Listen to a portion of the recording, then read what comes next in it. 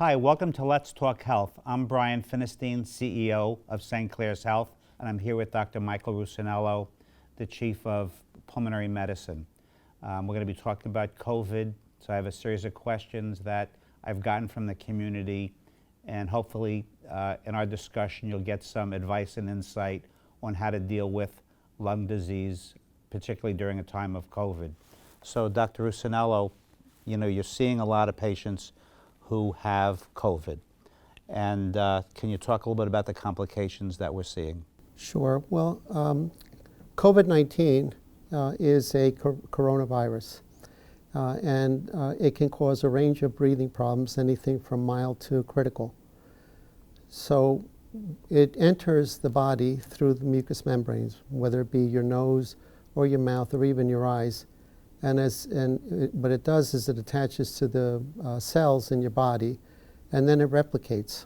Once it replicates, it forms more viruses and attacks more cells. It can cause inflammation anywhere from the trachea to the bronchial tubes and even the alveoli. Now, people can get anywhere from mild symptoms, which would be a cough. If it irritates the lungs, it'll cause people a cough. As it becomes more aggressive, most people actually have mild symptoms, but some people can be more symptomatic. And as you get more inflammation, you will have all the way down to the alveoli, you can have difficulty in breathing and even trouble with gas exchange, exchanging oxygen for carbon dioxide. So some people don't need much attention. Some people do need hospitalization, and some people need to be admitted to a critical care unit for further care. Dr. Russoniello, at what point should we consider, we're not feeling well, again, we may have shortness of breath, we may have one of the symptoms that you outlined. At what point do you think we should either seek out our primary physician or think about going to the ED? So again, COVID-19 can cause a range of different symptoms for different people. And some of those symptoms can be mild, either cough or shortness of breath, or even just the loss of taste or smell. You can get GI symptoms like diarrhea, and fever is a significant part of the symptoms. If you think you have COVID, then we recommend that you contact your primary caregiver to discuss those symptoms. You do require emergency care if you develop more shortness of breath, chest pressure, chest tightness, difficulty breathing in the sense that you're having rapid breathing and bluish discoloration. We actually recommend that you buy a pulse oximeter, which is very inexpensive, that you can get at either local drugstore that measures your oxygen saturation so you don't get to the point where you get that bluish discoloration.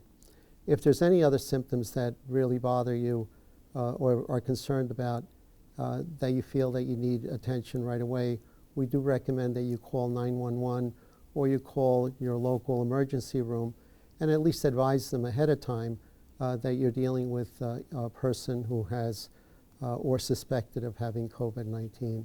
Okay. Are there any age groups that are more susceptible or any patients types that are more susceptible? So people who are at risk are people who are over the age of 65 or even younger people who have pre-existing disease. Those pre-existing disease include such things as lung disease or heart disease, or even things like cancer or diabetes.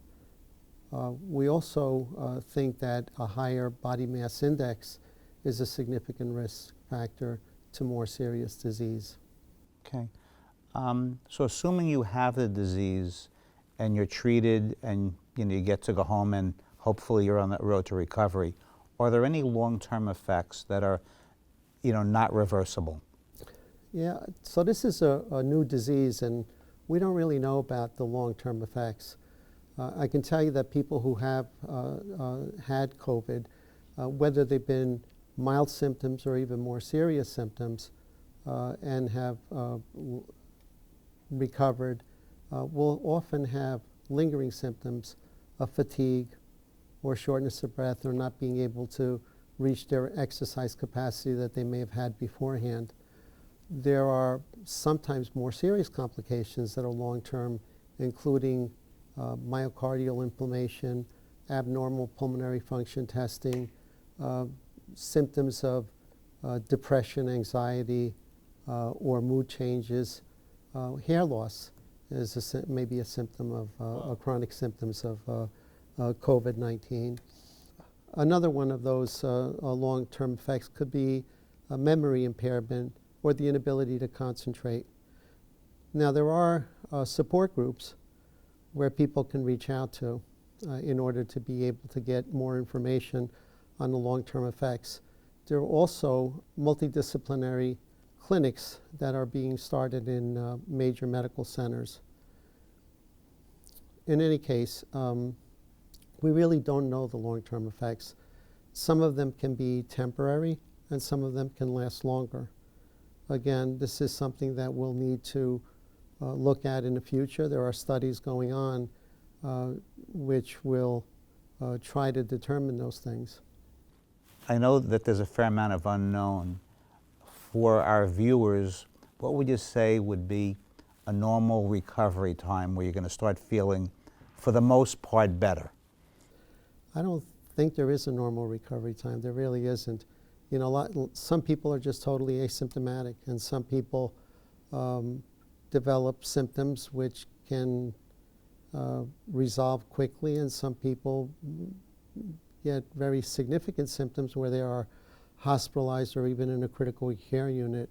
And I don't think that the degree of severity is actually important as far as whether or not people have chronic symptoms.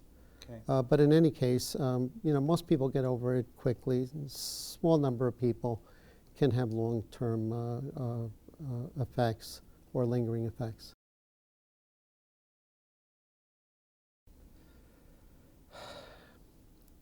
So young kids have been relatively protected. There are certain characteristics or illnesses that have developed in young children. Some of them are inflammatory disorders, very similar to Kawasaki's disease. I don't really deal with children. I think the bigger problem that I see is that they can infect other people, and a lot of them are asymptomatic. And so, therefore, and they don't know that, so when they're asymptomatic, they don't even know that they have the disease.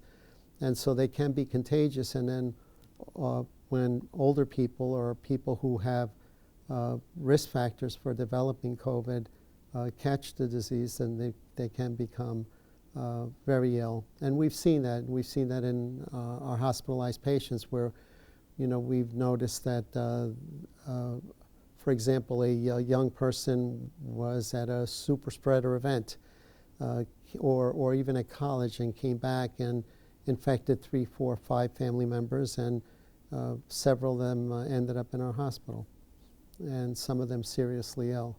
So that's a real concern, and it has been a concern of ours. Now, how about patients who have maybe asthma? You know, how are they affected by COVID, and are there any other precautions they should be taking? So that's a really interesting question. We had listed asthma as probably one of the illnesses that can be a risk factor for developing a problem with COVID-19. They've looked at that in Europe, and they did not actually see any increased hospitalizations in people with asthma. But we still tell people with asthma to be careful, since they may have less reserve. But again, there wasn't a significant increase in number of hospitalizations in asthmatics versus other patients. Okay. Thank you, Dr. Russoniello, and thank you, viewers, for watching Let's Talk Health. Please, look forward to other programs we're going to have in the near future, and also go on our website, www.stclairs.com, for any future information.